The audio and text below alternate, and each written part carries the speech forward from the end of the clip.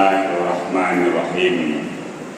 Qala Nabi sallallahu alaihi wasallam, man fariha bidukhuli Ramadan haramallahu jasadihi alal niran. Rawahu Tabrani. Bapak, Ibu, saudara-saudara jemaah tarawih rahimakumullah, malam hari ini saya lihat jemaah yang hadir alhamdulillah ramai dan mukanya cerah semua. Mudah-mudahan nanti sampai akhir Ramadan kita diberi hidayah oleh Allah, bisa kita laksanakan qiyamul Ramadan selama Ramadan dengan minimal, dan kalau dapat nanti sampai akhir hayat kita. Bapak sekalian, saya sebelum ceramah di sini tadi sengaja saya buka kitab Irsyadul Ibad ila Bisabi Rasid, atau juga ini ada juga hubungan dengan Bidayatul Mujtahid.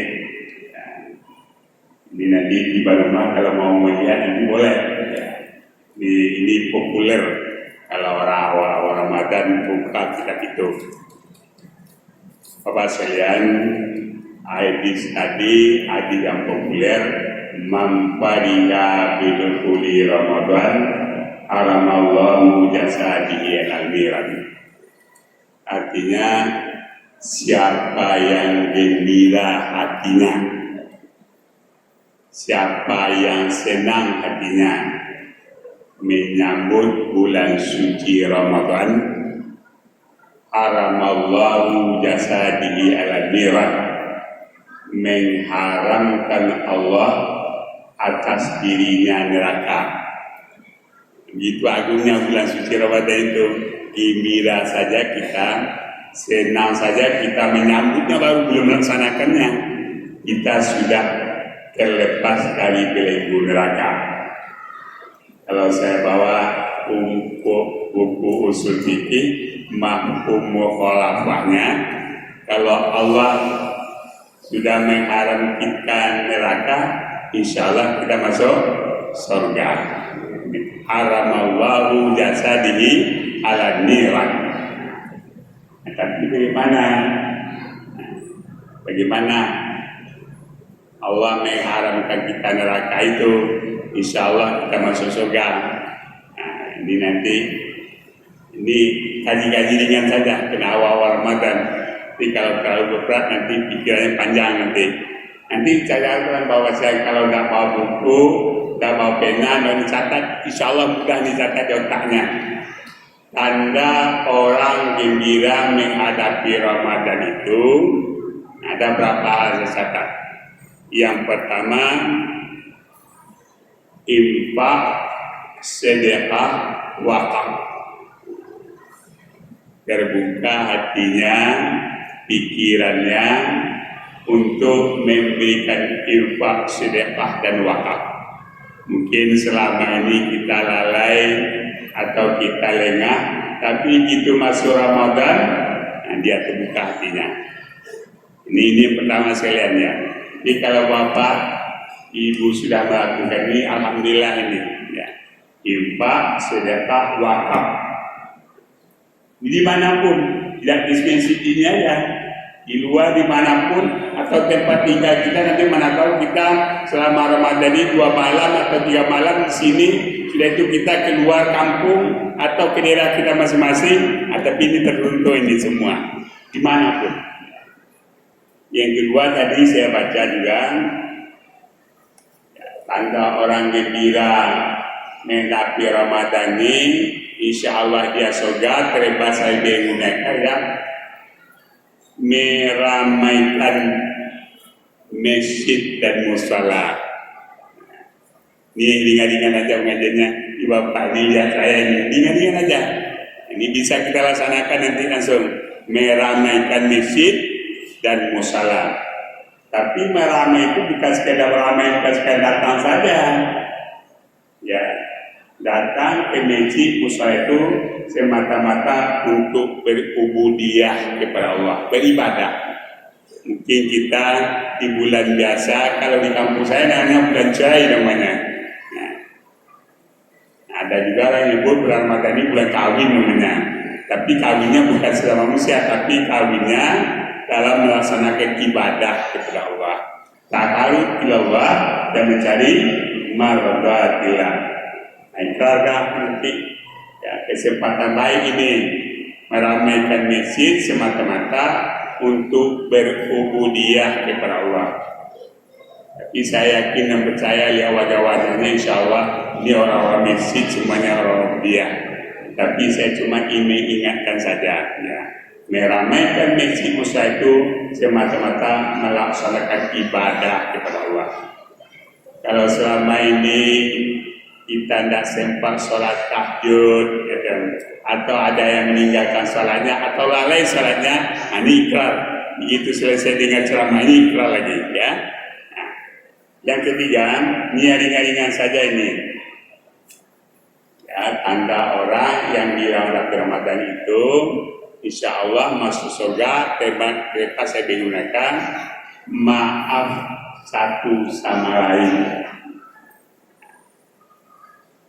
Kalau di Jakarta ini nggak populer, maaf satu sama lain. Jadi orang yang melaksanakan ibadah Ramadan yang bila itu tidak ada dendam kesumat, tidak ada yang tidak tegur sapa, ya, apalagi bermusuhan. Nah, pokoknya hatinya terbuka terus, ya, selalu memaafkan orang lain. Kalau dia pemaaf, ya pasti juga dia dimaafkan orang lain. Itu udah hukum Allah itu, ya.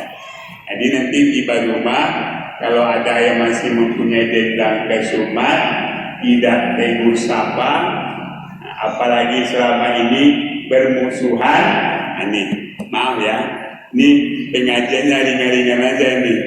Yang berat nanti sudah ini nanti. Ini saya baca tadi, sengaja sebelum saya berdiri di sini, saya tulis ini, ya, supaya jangan takut lupa. Nah, tapi inti dari ajaran Islam.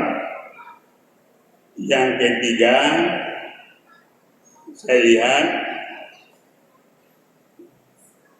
gembira menghadapi Ramadan itu ialah